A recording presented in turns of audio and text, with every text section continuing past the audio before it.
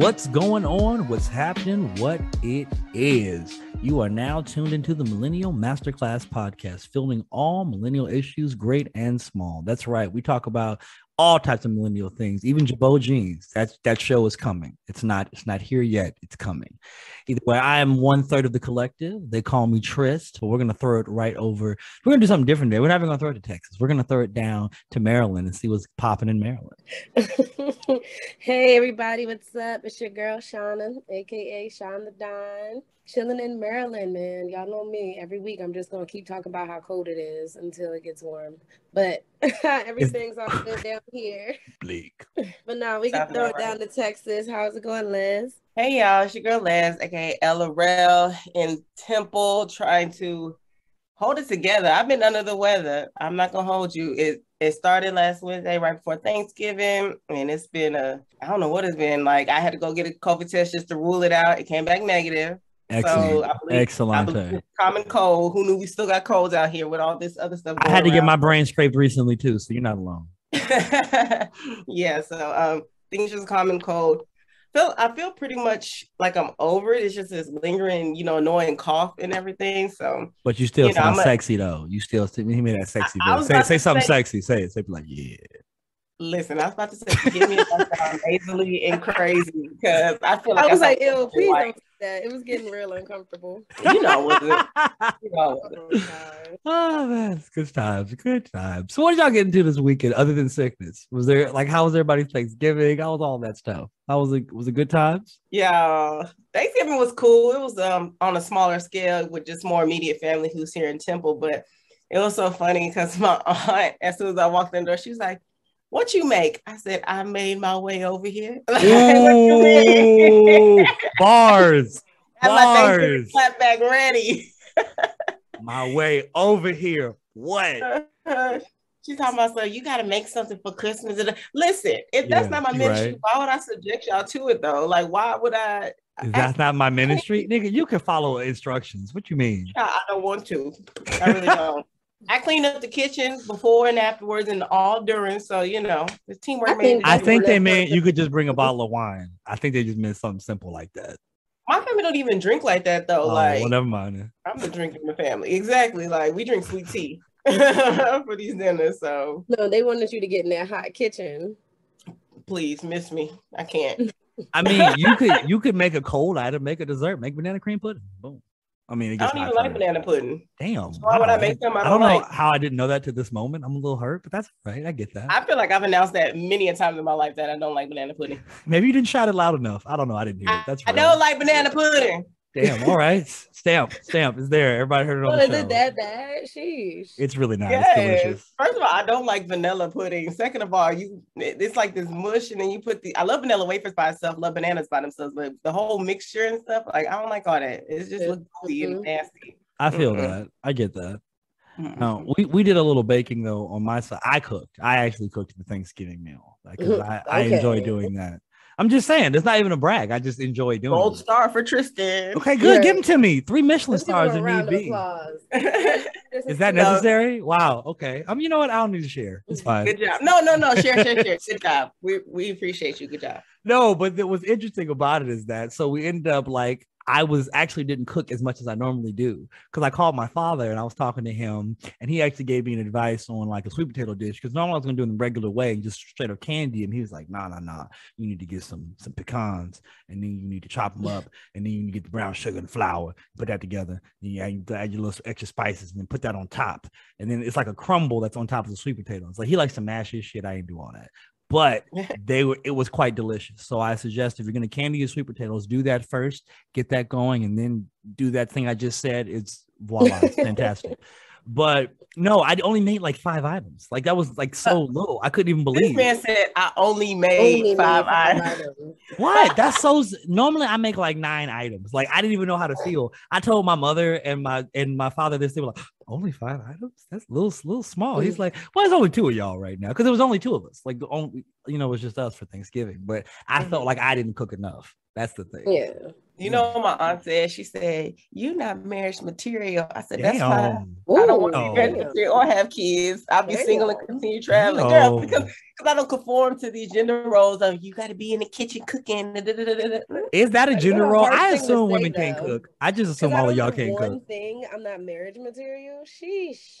I seriously do not assume women can cook. I have never assumed a woman could cook. Never. I'm glad, and I hope a man who finds me assumes that I ain't cooking does all the cooking. No, because I just assume y'all don't know how to anymore. Because like no one cooks Oh, anymore. wow. No, not even just women, just in general, like with people. Like I assume people do not know how to cook until they share with me that they know how to cook. Yeah, we're in this age where everything is instant. You know, we have the air fryer, the instant pots, you know, the microwaves, you know, the George Foreman grills. Everything is so quick that like we don't do stuff from scratch, and we haven't had to learn how to do stuff from scratch. You know, no one bakes pies and cakes from scratch anymore, except for like my mom. I do.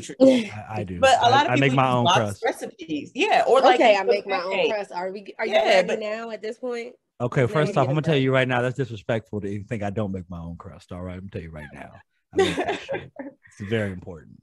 I've never made a pie in my life, so I don't even know what. Would you like to learn how? I'll host a class. Probably not. I, like Leslie, do not like to cook. I can cook. I made Thanksgiving last year. Made a lot of options. Me and my best friend Taya, she came to town. We did Thanksgiving at my house. But this year, I was like, I'm definitely not cooking. You know, I was in Florida, so I was just down there soaking up some more sun and having a good time. Why is that when you said Florida, I immediately heard Flo Rida in my head? Just shut it down. Oh gosh, I'm sorry. Continue on. You would have said Trina, Trinidad. She didn't say Miami. She said Florida. So in my mind, I thought Flo Rida. Right, because Miami is totally separate from Florida. You're right. Yeah, that's my bad. It looks like a whole different state. It was totally different. Every time we went somewhere, I'm like, oh my gosh, there's only 2 Black people in here. Oh no! Which part of Florida were you in again? We went.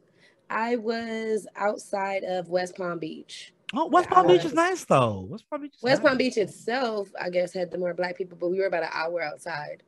Fort Pierce or something like that. Oh, got you. Okay. I don't know. I just know West Palm Beach is the airport that I flew into. Oh yeah, West Palm Beach is nice. I like that area. It's smooth. Like if it's it's Miami adjacent, you know, you ain't got to go too far to get there. You know, it's nice. I don't know. I think I'd rather have drove to Miami, but it was a good time. I don't blame you. Miami's nice. It was a good time though. No doubt. So I guess you know what time it is then, guys. We got to get into it. We got to jump right into it. Like the pool. Splash, me and that motherfucker. You know what I'm saying? It's time for the bulletin board. So I know we kind of started off last week's bulletin with a sad RIP, but once again, we're going to start the same way. We're going to pay our respects to Virgil Abloh, who we all know as the creative director for Louis Vuitton and the Off-White founder. He unfortunately passed away over the weekend at the age of 41. And apparently, like very similar to Chadwick Boseman, was battling cancer that, you know, no one knew about. Apparently for over 2 years, he was battling a rare aggressive form of cancer. Jesus. Now, forgive me if I mispronounce, but I believe it's pronounced cardiac angiosarcoma. Forgive me. But yeah, he chose to battle it privately, you know, only his immediate, you know, family knew. And he is survived by his loving wife and his 2 kids, and of course, other extended family members. So we definitely want to extend our deepest condolences to his family and his close friends and everyone who, of course, was impacted in the entertainment fashion world.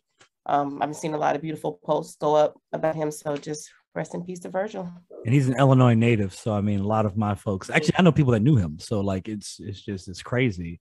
Like, you know, maybe went to school with him, you know, interactions with him. And it's just like, wow, like, you know, here one day, gone the next.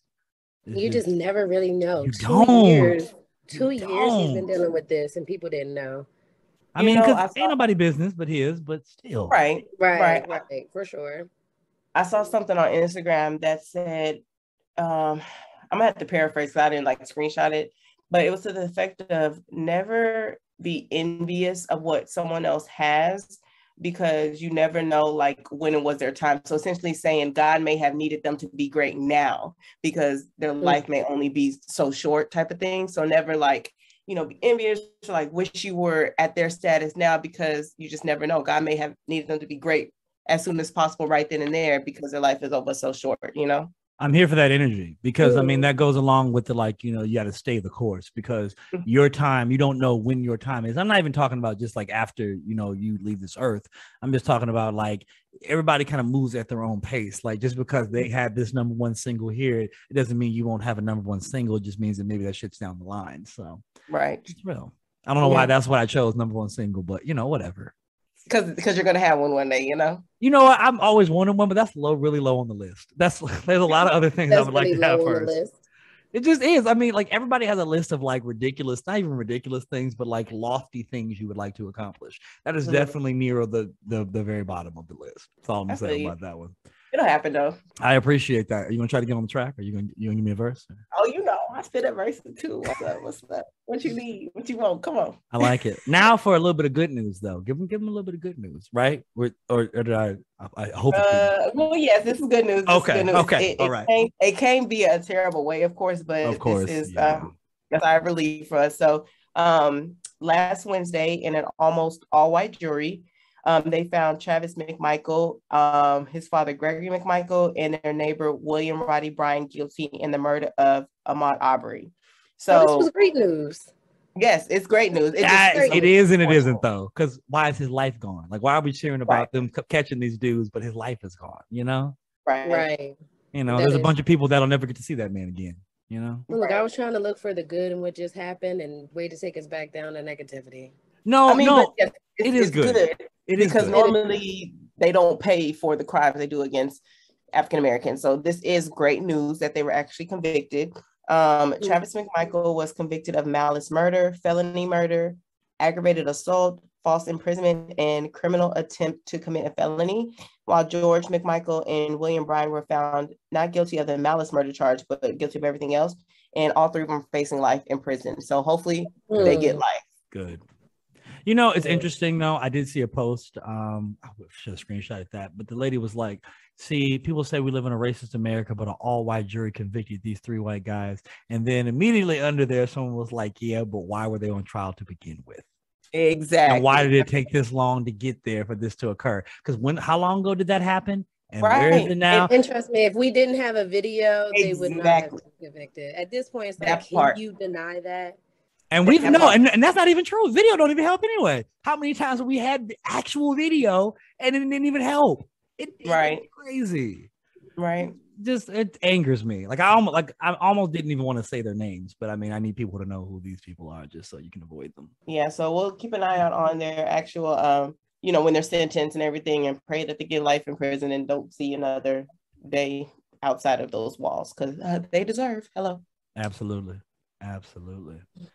This one is a little interesting here, this point that you're about to bring up, because I didn't know that this was a thing.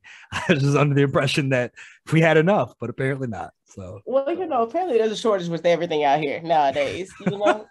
So I just want to make sure. Let my building tell it there's a shortage on elevator parts, because there's one elevator that's still not working since we moved in. But whatever, look, that's not for now. It's not for now. Hey, y'all been for how many months? I don't want to talk about it. It's going to upset me. It's just going to upset me. Well, I just want to let the listeners know that apparently there is a global booze supply shortage. So, not around the holidays. How you going to deal with family? But like you can make your own booze though. It's not like it's hard to. Everybody not trying to make stuff from scratch. You want to do that? No damn hooch.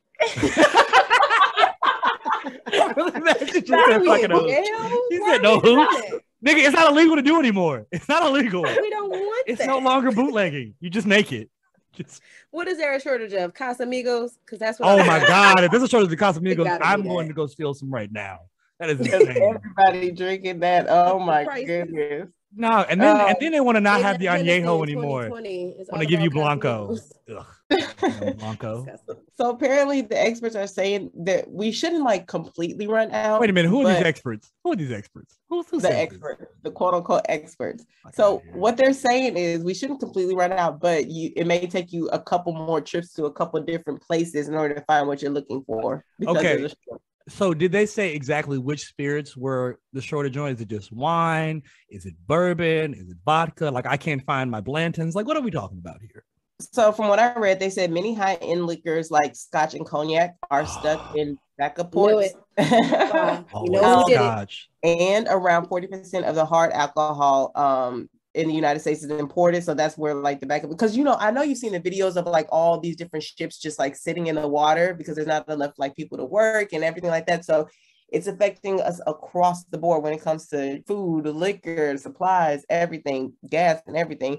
So basically they're seeing some of the shortages coming from the large distillers and some of the craft distillers as well. So I'm putting that out there just so y'all can start like preparing and stocking up now. So if you go to this store, that store, maybe like grab a bottle or two if you see it. This is a hoax. This is a fucking hoax. This is so people are gonna buy more alcohol and stock it away. No, this is like okay. Remember like when they said we was running out of toilet paper, right?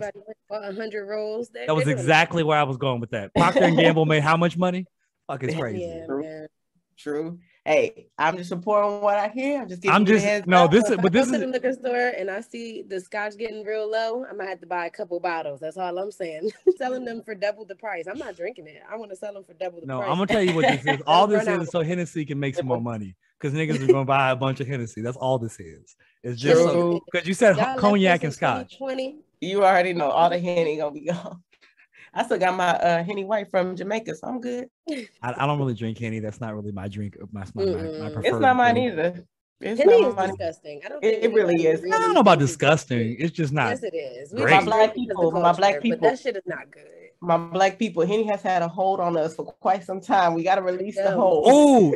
Interesting stat about Hennessy, though. Do you know 60% of Hennessy sales are actually made in the United States and in the southern part of the United States?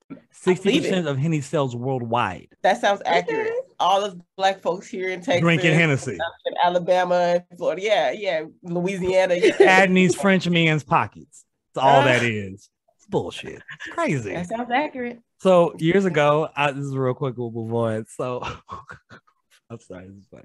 So we were at a church service, actually in Maryland, as a matter of fact.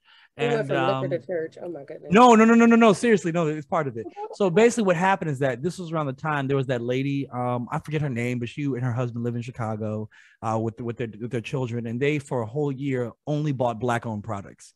So they figured out how they were going to do it for a whole year. They said it was tough because there was only so many grocery stores. They had to go further to the north side and all that other stuff, right? And then they were given statistics on the Hennessy, and the Hennessy was one of the statistics they gave. And so after all that, she gave her whole presentation. The pastor got up and said, yeah, so I'm glad that you guys, really took in this word, because it wasn't really a sermon. It was just, trying to, bring awareness to what she was doing. He said, but I knew we were a good congregation, but I do know that I do have the answer to ours making wealth. Clearly, we need to make some Hennessy because that's clearly what Black folks are buying. So clearly we all need to invest in a distilling company, and we need to make some Hennessy. The pastor said that. Yes, the pastor was like, so clearly we need to make some cognac. I was like, he was wild for that, but I loved it. He was right, but he was right though. And he wasn't wrong. He was not wrong. Oh my Lord. That's hilarious. Really in his communion cup. Yes, all in the communion. Why you want to look so different, Pastor? He said, it's the light. It's the light, girl. You just don't see it. It's the light's bright out there. It's the pastor's cup. God anointed this himself. Come on now. Communion. Wait a minute. I took communion just the other day, like for the first time in like who knows how long. And communion is like, it's different now. Like they give you a little juice cup. The juice cup that has a cracker on top. Right. I was like, what the hell? It ain't no more to breaking the cracker. Right. No more. And it's that little circle white thing and got the little prepackaged. But all I could think about was who is manufacturing these? They are making a killing because their overhead got to be real low. Y'all, what if we manufacture them instead of making it like that spongy kind of cracker thing? We can make them like flavor like a cinnamon one, like a chocolate one, like a cheese. So you think the church they're gonna spend the congregation? It's the body of Jesus. If Jesus' body tastes like cinnamon, Jesus' body never tasted like chocolate. What are you talking about? I mean, the evolution of communion, like what? Jesus was black. I'm sure he tasted. I'm not saying he wasn't black, but it would taste savory. Like I feel like it was gonna taste like an oxtail or something. Like I'm just saying. Exactly. So it tastes better than the cracker sponge that they giving us. I don't know why, but oxtail seemed right in my mind. Jesus tastes like jerk chicken. Come on now. Wow. He's spicy? I guess he might have been spicy. Spicy. You know he was a little spicy. Come on. Could have been. But anyway, that's all I got for y'all. So I'm gonna keep my ears to the street and report back next week, y'all.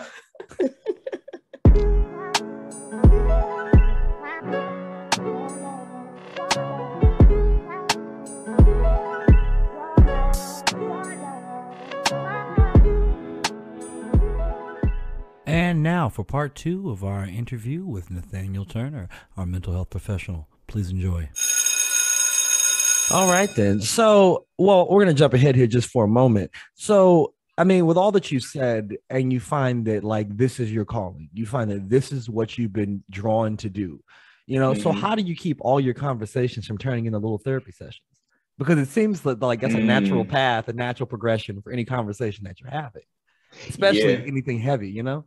Yeah. And when I was in Philly, this was something that I ran into issues with when I was still in my graduate program. Was I found myself like going too deep and almost like reading people in a way that I thought but I'm serious, in a way that I thought was being like, I'm really just I'm trying to have like the most honest conversation that I can have with you. And I had to recognize like, yo, not everybody wants that. Not everybody wants that. Not everybody's ready for that. So you have to be very careful with like the stuff that you're reading into, the questions that you're asking people, because I've definitely had conversations with people where even though I'm consciously being like, yo, just chill, like try to keep it a little bit more surface, they've been like, are you a therapist? And I'm just like, yo, I swear I'm just asking you questions because you're an interesting person. And I'm like, I'm just trying to get to know, like you're telling me about your dad. So I'm asking you about your dad, and I'm asking you these questions. And it's just like, I thought it was open for, but this is definitely something that continues to be a challenge. I have to be, so I think there's a part of my mind where like, when you're in therapy, this is what it feels like being a therapist, right? You're in a conversation with somebody, so you're present with them here, kind of like just directly. Then you're kind of like standing to the side and you're seeing what's happening between the two of you. And then you're kind of like standing behind yourself and you're seeing what's happening in your head. And when you train long enough to be able to kind of like do those things like almost simultaneously, multitasking is a myth. You can't actually multitask. You can only like switch between different things that you're doing. But if you get to a point where you can really do it quickly so that people can't tell the difference, that's a hard habit to turn off, right? And so I got to be very careful when I'm speaking to people, especially people that I care about and that they've told me like intimate things about their life, that, you know, what kind of answer do you want me to give? I'll sometimes preface it. I'll be like, look, wow, that sounds really challenging. But it also sounds like you're kind of handling it well. I kind of have something that I want to say, but I feel like it might be kind of like advice. What are you looking for? Right? Are you looking for like advice from me right now? Or do you just need me to be like an ear? You tell me what you need, and you have to kind of treat it like a privilege. No, but I'm glad that you said that, because one of our past guests, maybe you know him, Terrence Williams. I don't know if you know him. That was a good episode. Yeah. That was oh, you know him? Okay, cool. That's what I know him.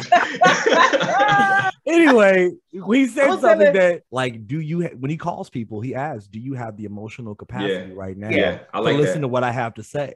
And it seems really that's how your mind is working at all times. Yeah. You know? I was going to say, I can attest to exactly what Nate is saying, because I know like when we talk, I go into it knowing that Nate is going to give me the real. He's going to read my life and get me together. And even the last time we talked, I had some homework that I need to do. I had some follow-up stuff that I need to do. And we haven't talked since, because I still haven't got my life together in the way that I need to.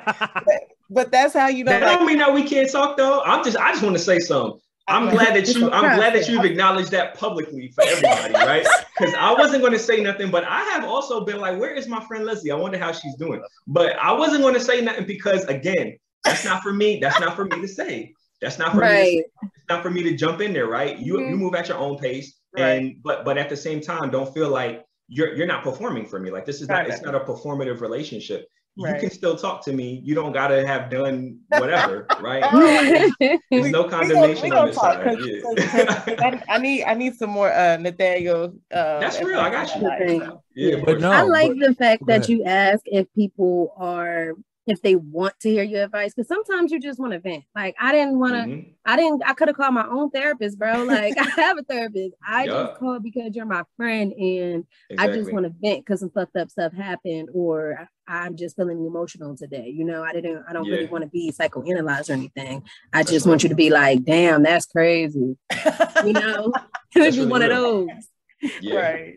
Now, this is a question that just popped in my head now, because now with all of this being said, now when you're dating, like, do they feel like you're the mental feds? Like you're always probing? Because I just feel like, no, because I deal with this myself. My lady is a mental health professional. Now she was working more with adolescents and children and neuroscience and whatnot.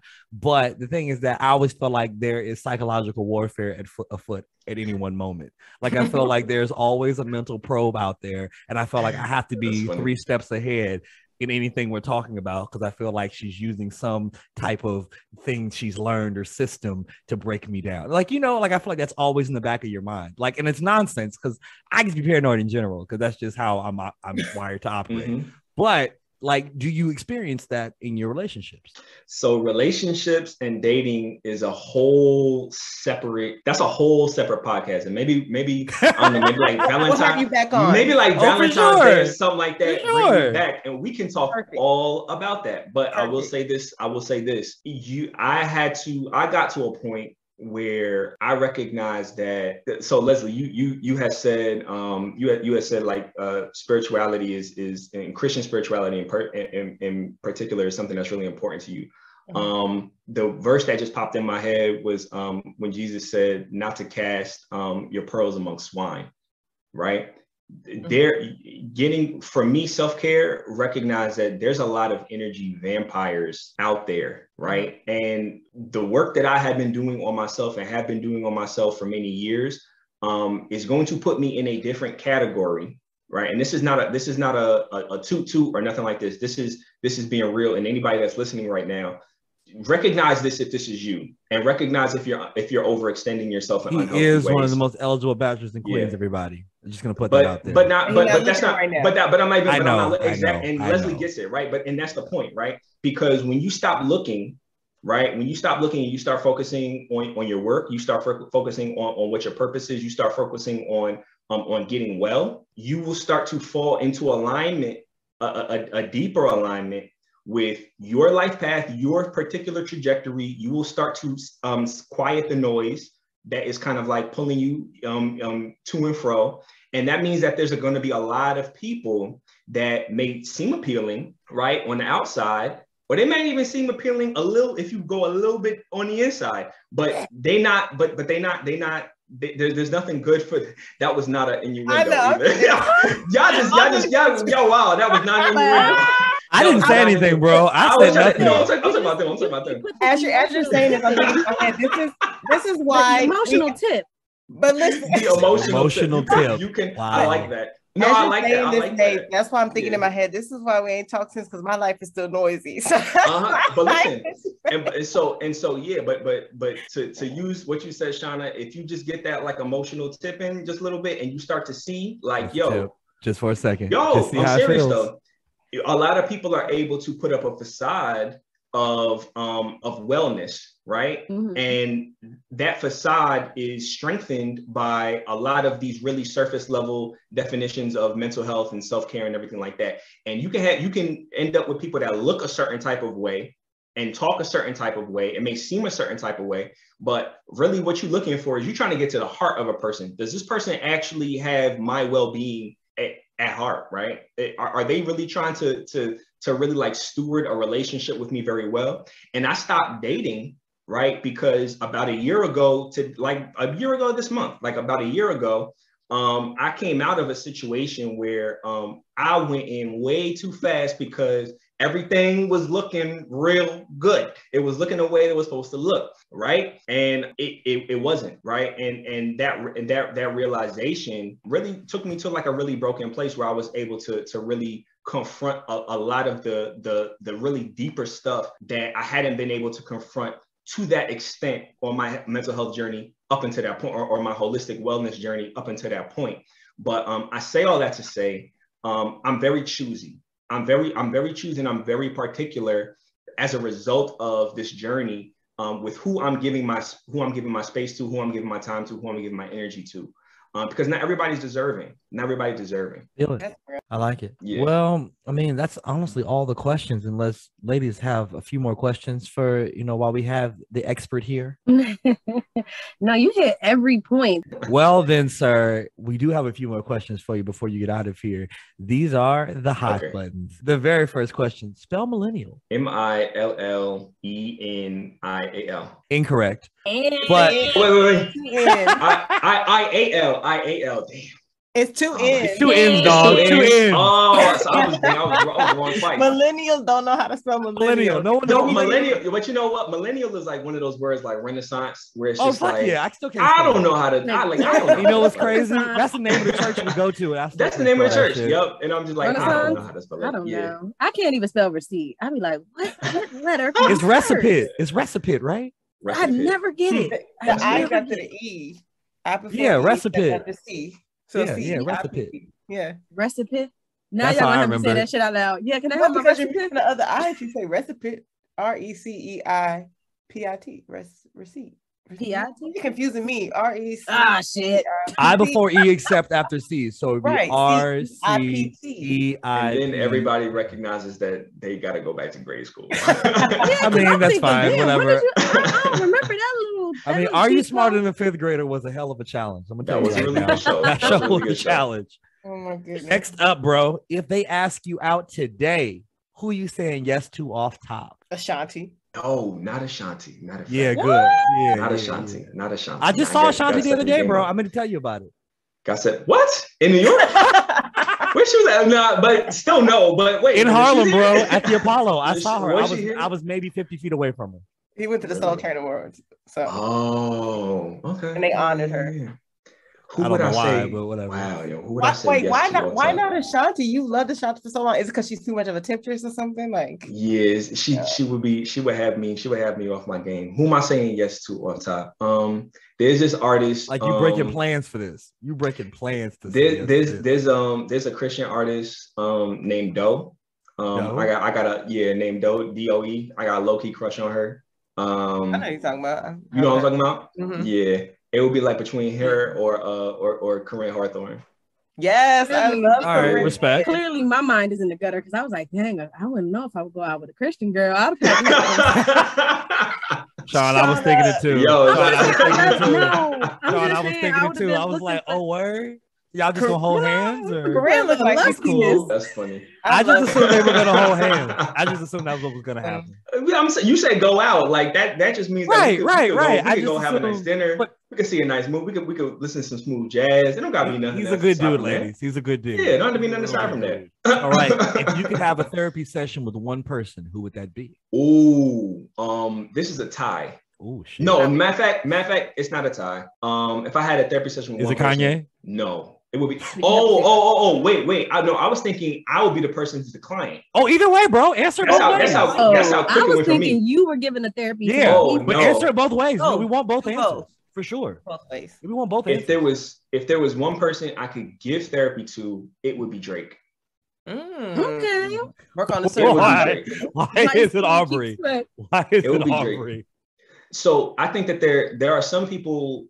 There are some people that I feel like they have a record. Like, okay, so first of all, Arbery's he's significant, right? He has a lot of impact. So when I'm thinking about therapy, just as far as like a career is concerned, I'm thinking about moving away from like a one-to-one model, and I'm thinking about like how can I have a systemic impact, right? How can I use my time to impact more people, right? Mm-hmm. I'm thinking that if I'm having a therapy session with Arbery.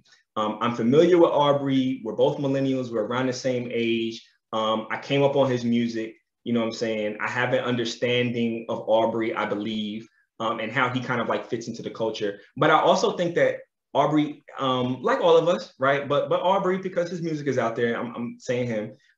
He got some demons that he's trying to deal with. Mm-hmm. And I don't know if he has the people around him that's really going to tell him the things that he needs to know, because I don't know, some of his tracks on Certified Lover Boy sounded like, especially what's it called? Champagne. A lot of his tracks sound the same though. The first one. Well, I'm just saying, He talking about the content. I get it. I'm talking about the content. Yeah. They sound like cries for help. And Drake strikes me as a person who is not beyond the point of getting help. I think that he recognizes, but he's stuck. He like, man, it's too much that there's too much around me right now for me to give it up. And I feel like the people that are in his corner and that's in his ear right now is not really going to help him do it. But if Drake could change, look at Justin Bieber, man. Justin Bieber and Kanye are having some turnarounds, not only in their content, but also in their faith. And when I think about their impact just on other artists, but on like just systems, world systems in general, I'm thinking like those are the people that you need to go to the top and then let that change trickle down. So it would be Drake if I'm working with somebody in therapy. If I'm on the couch, it's going to be Esther Perel. It's going to be Esther Perel. Who is this 80-year-old lady? Esther Perel. Who is this 80-year-old lady? She's a relationship therapist who's based in New York. She has a podcast. Oh, she's here. She has a couple podcasts, but her podcast, Where Should We Begin? And she has another one called How's Work. It basically deals primarily around relationships. And I have both of her books. They're phenomenal books on relationships, Mating in Captivity, and The State of Affairs. Phenomenal books. But I feel like she has a persona and a perspective that I feel like it just encapsulates the human experience while also being very grounded and level and stable. But also like she can meet you where you are culturally. Like you gotta listen to some of her stuff in order for you to really get it. But like she can work with anybody. So she can work with anybody, 80. And she's up there. She's like in her 60s. But she is that old. Oh, her name was Esther. She's 63. Yeah, she's in her 60s. But she's lit though. If you listen to any of her content, you may understand. You'd be like, oh, she's a polyglot. She speaks like 4 or 5 languages.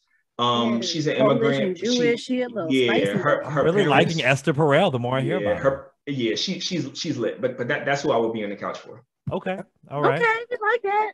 Top 3 movies. He's gonna get featured on Drake next album. That's why he wants. Just might. Oh, low key, Drake may have a little segment where you're speaking, about some type of psychological thing. Exactly. Interlude. The mind is a crazy thing. I think about it, that's you right there. That's you, bro. I'm done. But he said therapy is the dressing room for real life. Is the dressing room for real life? Yeah. No, that's a quote. That's a quote from Irvin Yalom. And if I was having therapy with anybody else, then it would be him. Okay. Yeah, I got. He has like way many books, but I got a few of them, and they're really good. Top 3 movies, sir. They don't necessarily have to be top 3 mental health movies. Man. That's too hard. Grab us 3. Now, you only got 15 seconds. God, you really don't have hard. long, bro. That's so freaking difficult. That's why these are hot buttons, bro. It's quick. I can't do it. But you can though. No, okay. Nah, I be the same way. I don't have no feelings. If you need 5, that's fine. Okay. Wait. 3 at least. All right. I'm gonna give you 3. that are really good. Dune. I'm gonna give you one recently that I've seen. Dune. I'm gonna give you one within the last maybe like 5 years, we'll say. Blade Runner 2049. That was decent. Love it. Very nice movie. Yes. And I'm gonna give you just historical all time great Gladiator. Oh hell yeah! Now I'm really happy. See, this is why I fuck with you, bro. Gladiator. Gladiator. Is my movie. Are you not entertained, fam? Are you not entertained? Are you not entertained? Are you not entertained? This is not a moral man. And am I not merciful? Is like those are the work. Those like it jumps out at you, man. Every time I watch that, he knows the mob. Every time I see that movie, I'm just like, the soundtrack, Hans Zimmer did his thing. It takes me to a different place, man. I showed it to my lady just the other day, trying to get her to understand the essence of it. I get you. It was wasted, but it was fine. I mean, you got to be ready for it. They're gonna let y'all have nice things. Look, I'm like, I don't know. I ain't seen that one of them. Okay. I started new. I just haven't finished it. So just throwing that out there. Okay. Sunrises or sunsets, sir? Sunrises or sunsets? Ooh, that's really good. Depends on where I am and who I'm with. I like that too.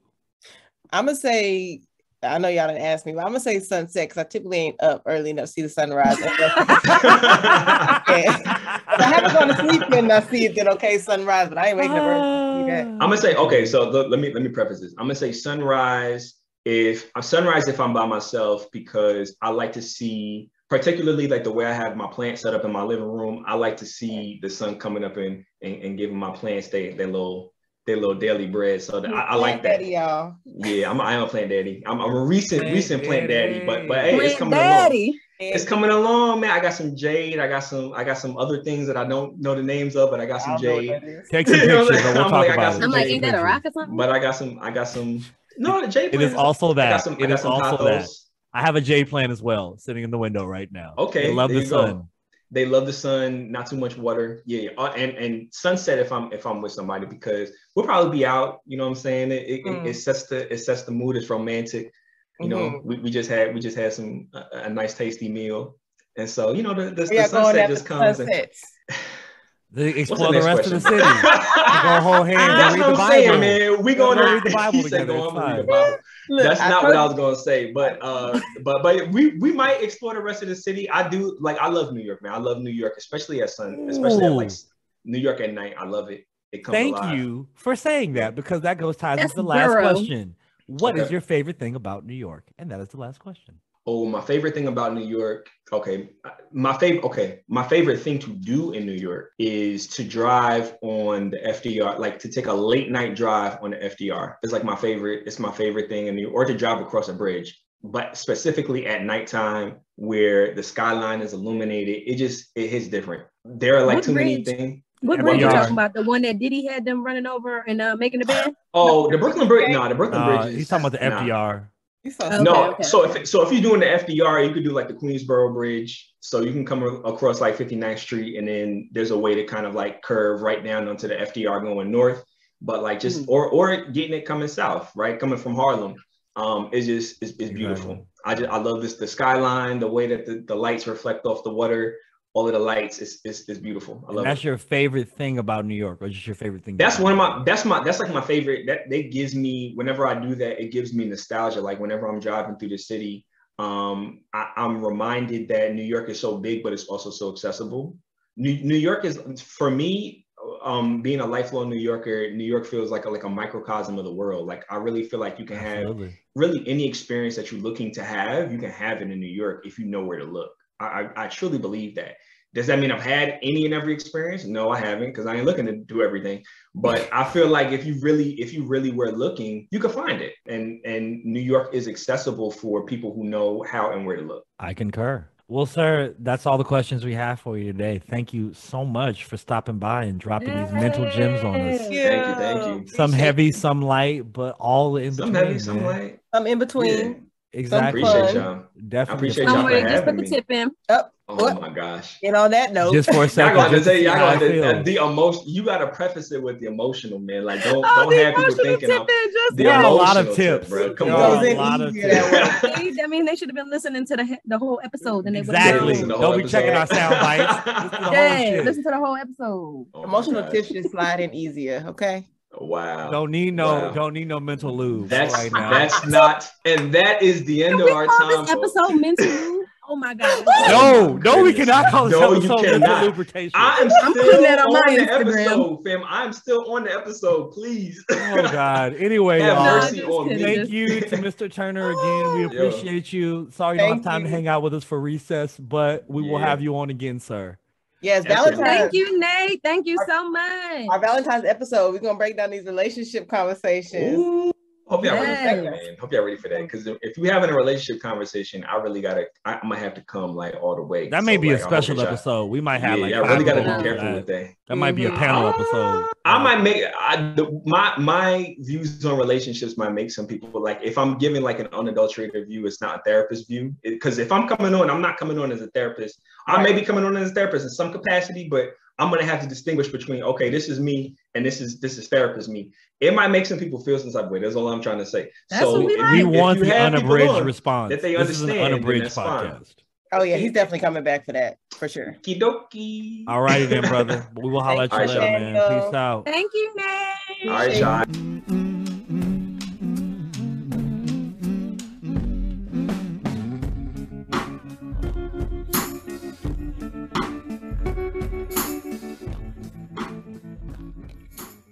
And you know what time it is? It's time to play. So it's time for Recess! I always say I'm gonna get a new sound effect, but I never do. You know, if it ain't broke, don't fix it. Movies. Did you guys watch that new Halle Berry movie, Bruised? I ain't watched it yet, but it looks interesting. I ain't gonna lie to you. She's like, it was good. What is that? UFC, MMA, or I don't know, some kind of violent fighter. She directed this, right? Yes, she did. She directed. That was why I was super interested. I was like, let's see what Halle gonna do. Is she gonna direct it? Let's see what she gonna do. Yes, and they apparently have an all-female rapper soundtrack. Well, no. Wait. Everybody's not a rapper on the soundtrack because Her is on the soundtrack. Oh, and Her, all-female artists. Let's go with that. Yeah, no, for sure. Yeah, I'm pretty sure about that. I'm pretty sure they're all black as well. I don't know. I don't know if that's the case. Let me look. She got Doja Cat on there or something. Okay. She got Cardi. But you know, she identifies. No, but Leslie, you said you've watched it. How'd you feel about the movie? Did you like it? Yes, I watched Losing Isaiah Part 2. Holly just can't get it right with the kids. Like, don't never, and it's always a boy. Monsters, Losing Isaiah. It's always a little boy she can't get right with. But oh my Lord. No, I think it was a great movie. It had a great storyline. You were able to like empathize with her character and all that she's gone through. And it's kind of like that, underdog story or a story of redemption and, pulling it together, or at least seeing the steps she was taking to pull her life back together. I did shed a couple tears at the end, the little in the fight scene and stuff like that. I was like, go ahead, Halle. And the little boy, give him all the awards. He said, young Denzel. But young Denzel. Yes, he acted his behind off, so give him all the awards. But overall, I think Halle did a great job for her directorial debut, and I'll be interested to see if it's like nominated for any of the awards coming up. Yeah, for him to be so young, he really did kill that role. He did. He was so sad for real. Like it was hard to watch. I think it takes more to be an actor when you really just have to go off of like your expressions and emotions without even saying anything. You really have to get the audience to feel what you're feeling without words. Like that little boy got it. He did that. But overall, I loved it. I thought it was a great movie. It was, at the beginning, especially, like, it was like a little gruesome for me. I don't really like all the little, like, all that stuff. So I was like turning my head, like, ooh, this is a lie. And my mom, of course, like, oh no, like, what? Oh, so she was freaking out a little bit, but it was great though. I liked it. Yeah, that's something like that extra violent fighting. This is worse than boxing. Y'all kicking and all of that. Like, but do y'all actually watch UFC fighting though? Like, did you watch when like Ronda Rousey was like fighting? My life. I saw that her fight when she got knocked out, and then I saw everybody saw it, but you didn't see the other 18 previous where she knocked bitches out. Like, what? No, I saw Floyd and what's the Irishman? What's his name? That was a boxing match. That didn't count. That was whack. Yeah. Well, shout out to Halle because that movie was really good. I definitely enjoyed it. But did you watch Portia's Family Matters, Leslie? Girl, I don't even know what that is. What are we even talking about right now? Girl, I did. It's pretty much like the spinoff from the Housewives of Atlanta, and it's just about her and her family. It was interesting. I feel like she's really just trying to do damage control and trying to like correct the narrative for herself on what we think is really going on with her and Simon and that whole drama with Fallon and everything like that. Like she's trying so hard to make it seem like this is such a regular like union when the math ain't math and the timeline don't add up. The fact that Fallon just had her baby with Jalen means that she was pregnant prior to like this whole announcement of her. And Simon told her she was pregnant. I know. So it's all messy, and this show don't make it no better. Like I know she's trying to like get people on her side, like, no, like we met and in 2 weeks we fell in love and got engaged 2 weeks later and he's great, we're moving in together, we're blending our families, but like, no, sis, this is weird. It's weird. It's very much weird, but people were like talking about how can you fall in love with somebody in like 2 weeks? But we also always say that people fall in love at first sight. But also, I'm pretty sure it's very easy to fall in love with a multi-millionaire in 2 weeks. Hello, somebody. Because they can do things for you and treat you ways that you've probably never been treated. Exactly. You walk in a house, so are you saying you fell in love, or are you feeling like intense like? Like what you probably are in intense like. I'm sure it's not actual love. Yeah, it's gonna wear off. It's definitely infatuation, but I can see how people could confuse that when someone is doing such elaborate things for you. It's like Nikki asked on the Real Housewives of Potomac on the Part 4 reunion. She asked the women, she said, if you had $100 million in the bank on your own already, would you still have married your husband?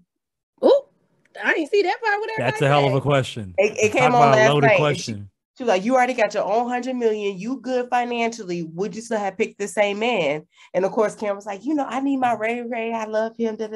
But I wouldn't marry a broke man. So it's like, sis, you say you would marry a man, but at the same time, if he wasn't known as the Black Bill Gates at the time when you met him, would you have really married him? Right.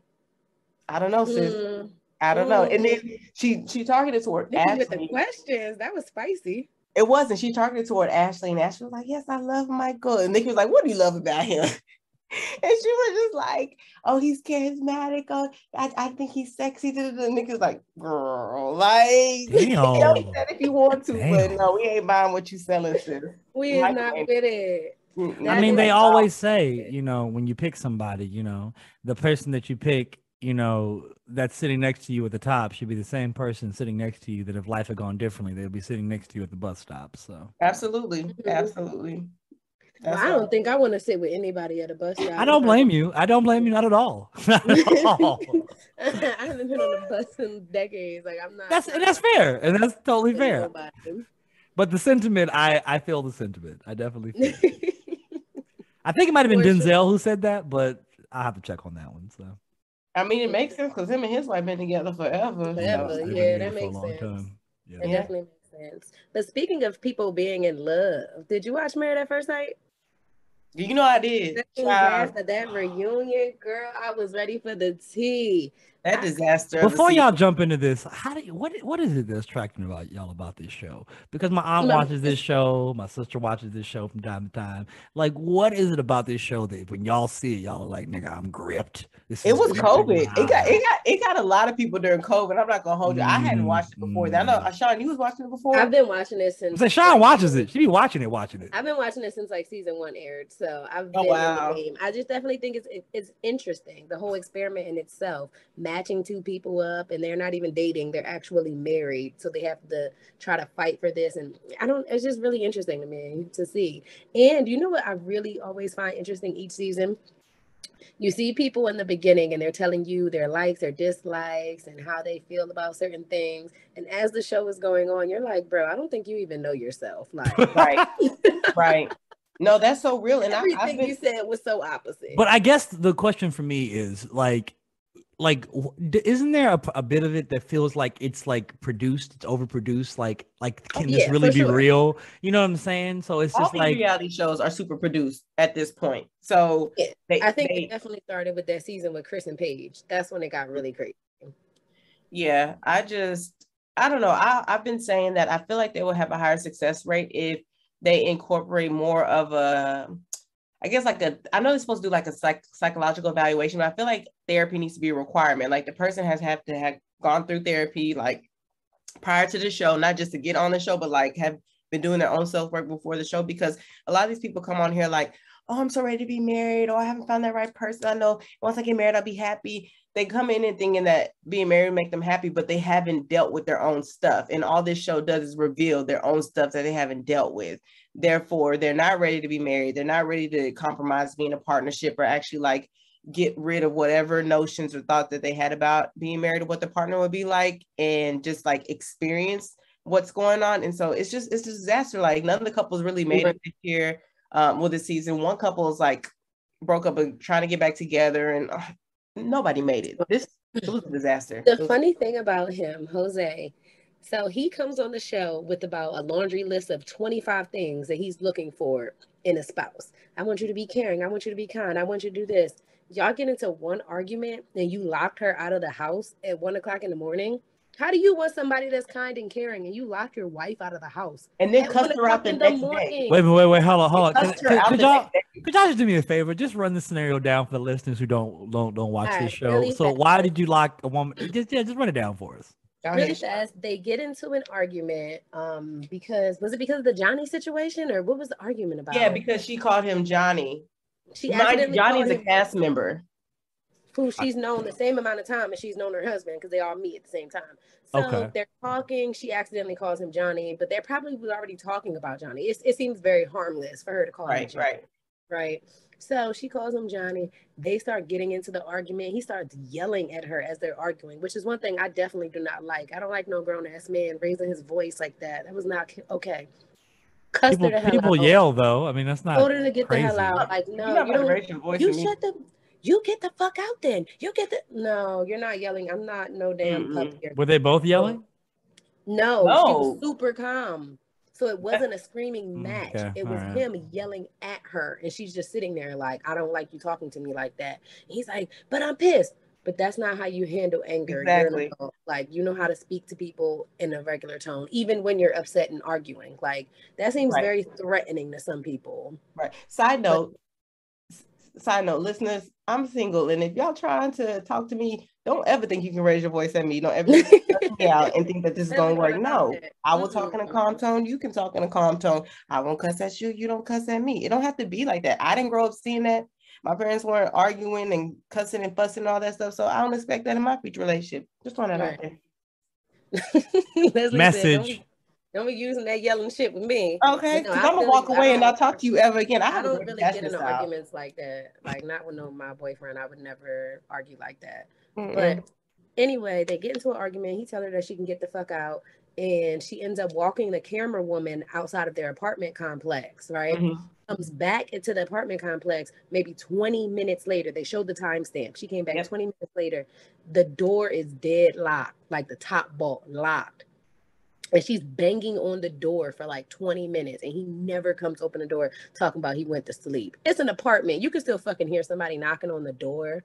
So then she's knocking on other castmates' apartment because they all live in the same building, trying to get in anywhere. And is stuck outside at 1 o'clock in the morning. While her husband in there pretending to be asleep. You ain't fucking fall asleep that fast. It was 20 minutes. Something tells me the producers told him to do this. This just all seems very coincidental. Like they had this crazy outrage and he locked her out. It just seems like manufactured drama. But whatever. What do I know? I don't know. Because that really put a dent in their marriage. I don't know. I'm sure it did. I'm sure it did. I would have been pissed. Like, I'm not coming back over here. That's ridiculous.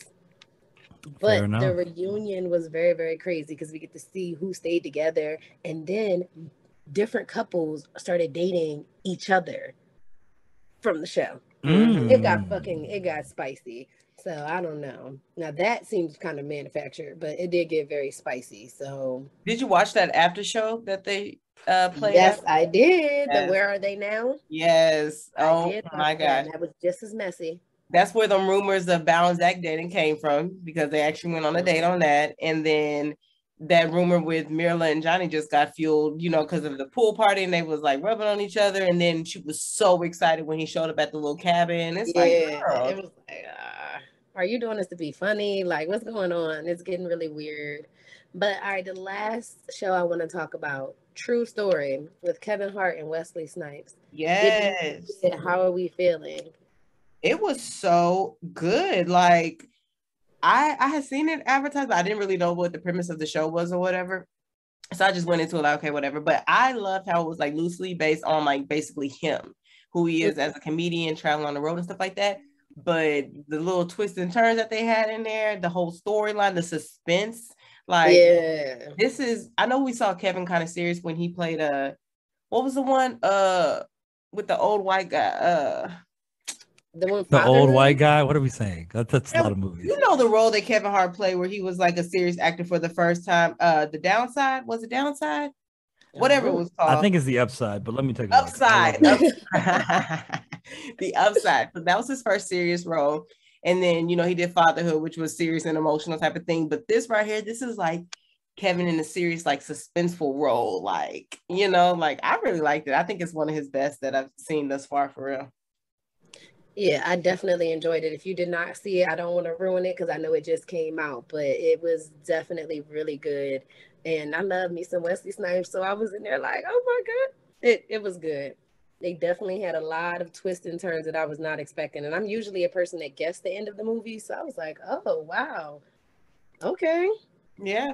So what do we get? So now let's go back and rate all of these. So Portia's Family Matters, what are we giving that out of 5? Child, right now it's a 6 from me, just because 6 out of 10. I was thinking like a rating of like 0 to 5, but okay, 6 out of 10. That's fine. Well, okay, well, 6 out of 10. 6 out of 10. Only I say that because like I'm gonna keep watching just because I'm nosy and want to see like what the narrative is that she's painting. But number two, I do like the aspect of her like putting her family on, bringing them into the show. Like, let's get money. I'm with that. I just don't know if it's going to get another season. So that's why I kind of think when she announced like leaving Housewives, it was kind of like the door was still open for her to come back. And they put it under the Real Housewives of Atlanta presents Portia's Family Matters to bring in more viewership because, you know, people automatically have their DVR set for Housewives of Atlanta. So they're automatically recording her show. So she may or may not get a second season, but I'm just going to watch it just because I want to know the tea on what happened. 3 out of 5 stars, 60%. Okay. All right. So then Married at First Sight, what are we giving that out of 5 stars? That reunion, I'm going to say it was a juicy 4. Damn. All right, 80%. Can I say this?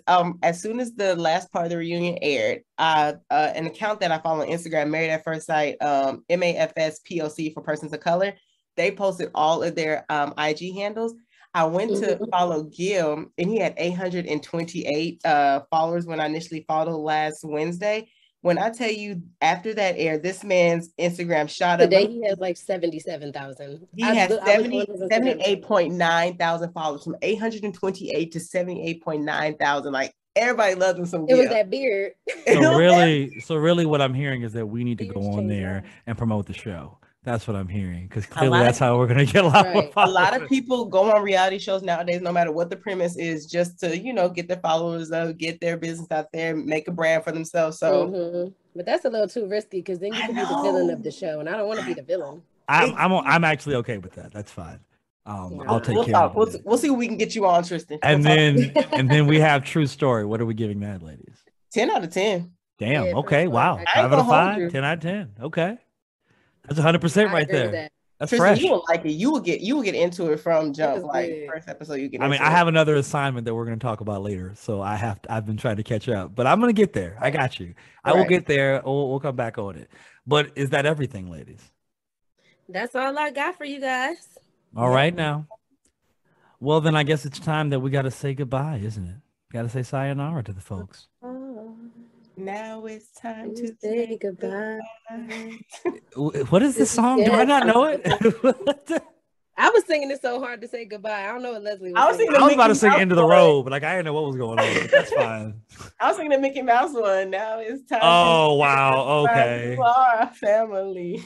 Okay. They're going to come get us. They're going to be talking about licensing and whatnot. They're like, do you have the permission to use, though? We have a copyright claim. Well, until the next time, like guys. They do Out of the Box. Y'all remember that show? Out of the box. Oh wow. Out of the box. Yeah. Okay, before we jump into a full course of Out of the Box, we have to say goodbye to these people. You know this, right? We gotta tell us peace out. We love y'all. Thank you for listening each and every week. We appreciate y'all so much. We really do. You know, and then we'll be back next week with a rather special episode as well. So please check us out. IG, Twitter, Facebook. We are now on Google Podcasts. Please, wherever you get your podcast, stream, subscribe. On YouTube as well. We would love to hear from you, interact with us. We talk back. You talk to us, we talk back. I promise you, it's a whole thing. I may be a little slower than they are. If you want to respond quick, talk to them. If you want to wait a little bit, I got you. I promise you. But y'all, until the next time, I've been Trist.